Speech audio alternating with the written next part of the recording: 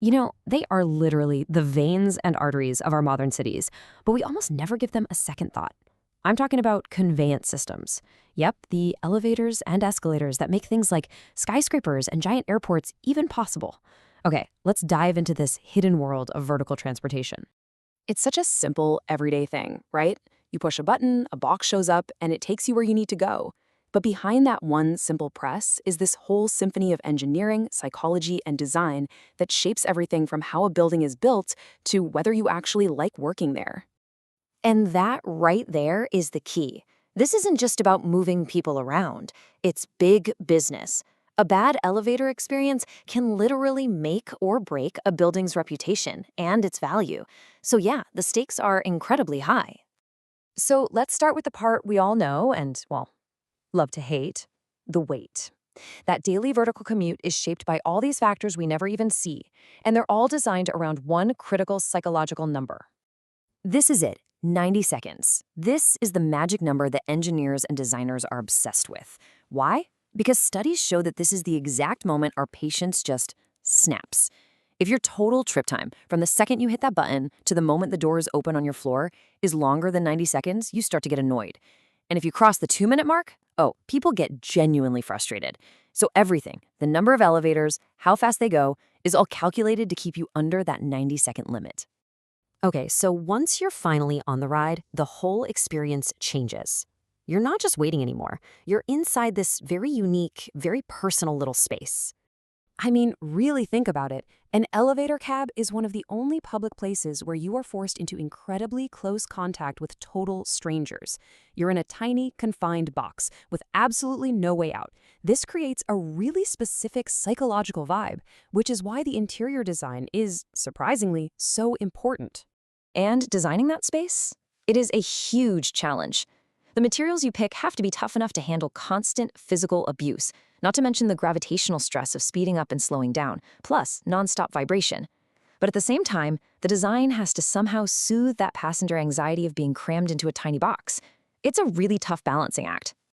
And this is a perfect example of why the elevator cab is so much more than an afterthought.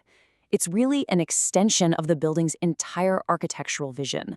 Whether it's a stunning glass observation car with a killer view or a fancy wood-paneled cab in a luxury condo, that little room sets the tone for the entire building. All right, so we've talked about the experience and the design. Now for the really fun part. Let's pull back the curtain and see the actual machinery that makes this whole thing work. Okay, so what you're looking at here is the classic setup for most elevators you'll find in any medium or high-rise building. It's called a traction elevator, and it works on a beautifully simple idea: balance. So let's take a quick tour of the key parts. Our tour starts with the hoistway. This is just this massive vertical shaft or tunnel that runs the entire height of the building. Think of it like the elevator's own private superhighway. Now, who's traveling on that superhighway? The car itself, which is basically a fire-resistant cage. It's attached to a whole bunch of incredibly strong steel cables that loop over a giant wheel or pulley way up at the top. But here is the truly genius part. On the other end of those cables, you've got this massive stack of cast iron blocks called counterweights. And get this, they weigh about the same as the elevator car when it's half full of people. So it's like a giant, perfectly balanced seesaw. This means the motor doesn't have to lift the heavy car. It only has to lift the difference in weight. Basically you. It is an incredibly energy-efficient design. And this whole symphony is conducted from a place called the penthouse. No, not that kind of penthouse. This is the machine room, usually on the roof, that has the motor and all the complex control systems. It is the brains of the entire operation. So that traction system, the one with the counterweights, it's perfect for tall buildings. But for shorter buildings, say under 6 stories, you'll probably find a hydraulic elevator. Instead of being pulled up from above, these are actually pushed up from below by a giant, powerful piston. It's kind of like a car lift you'd see at a mechanic shop.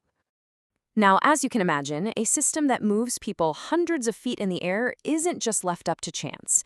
It is built on a foundation of incredibly strict rules and codes and standards, all to make sure it's safe and accessible for everyone. Every single aspect of an elevator, from how it's installed to the design of the buttons, is heavily regulated. In the US, two of the most important rulebooks are the ASME Safety Code and the ADA Standards for Accessible Design. These codes basically guarantee that every elevator is both safe to ride and usable by everybody.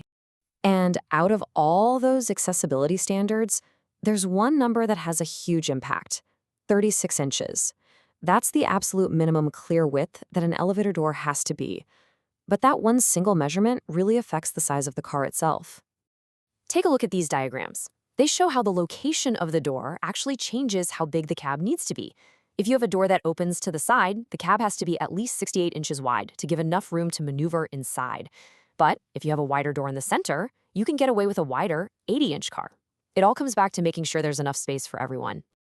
Of course, elevators aren't the only way we get around in buildings. We also have their cousins, the systems that are designed to move huge crowds of people over shorter distances. Yep, escalators and moving walks, these guys are the undisputed champions of moving a ton of people all at once. In places like airports, shopping malls, and stadiums, their whole job is just to keep a constant, heavy flow of people moving from point A to point B. So when do you pick one over the other? Well, it's all about trade-offs. Elevators are absolutely essential for tall buildings and for accessibility. But an escalator, it can move way more people between just one or two floors. And here's a huge plus for escalators: if the power ever goes out, they just turn into a regular old staircase. And speaking of emergencies, here is a super important safety fact. We're all taught never use an elevator in a fire, right? Well, here's why. The moment a fire alarm goes off, elevator control systems are designed to automatically send every car straight down to the lobby, open the doors, and just shut down. They can only be turned back on with a special key that only firefighters have, making sure they're available for the emergency crews. So, from the psychology of waiting to the simple genius of counterweights, this whole hidden world of vertical transportation is what makes the shape of our modern world possible. It really makes you wonder, as our cities get even taller and more complicated, what's the next generation of our vertical commute going to look like?